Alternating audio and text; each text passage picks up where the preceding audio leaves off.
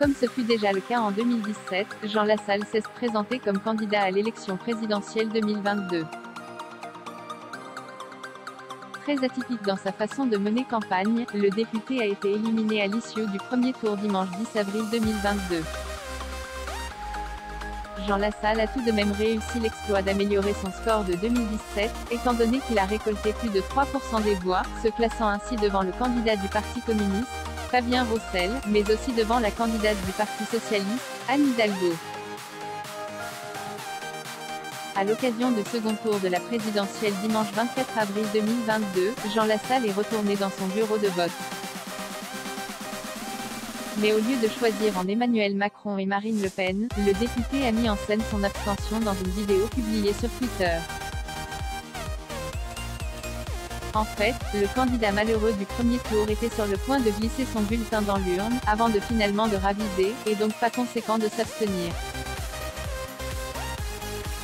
Une mise en scène qui ne fut pas du tout du goût de Sophia Aram.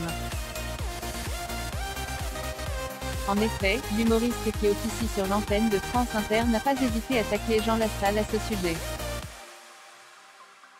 Je n'ai jamais vu un spectacle aussi con, ni un con aussi spectaculaire, a-t-elle écrit sur Twitter. Sophia Aram à Jean Lassalle, votre petite mise en scène est illégale. Après avoir pris connaissance de ce tweet, Jean Lassalle a décidé de répliquer. Gardez vos nerfs chère Sophia Aram.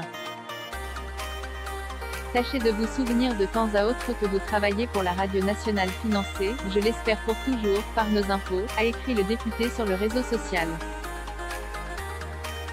Merci pour vos conseils, n'oubliez pas non plus que le secret du vote est garanti par le respect des procédures électorales et qu'au-delà du ridicule, votre petite mise en scène est illégale, lui a rétorqué Sophia Aram en guise de réponse.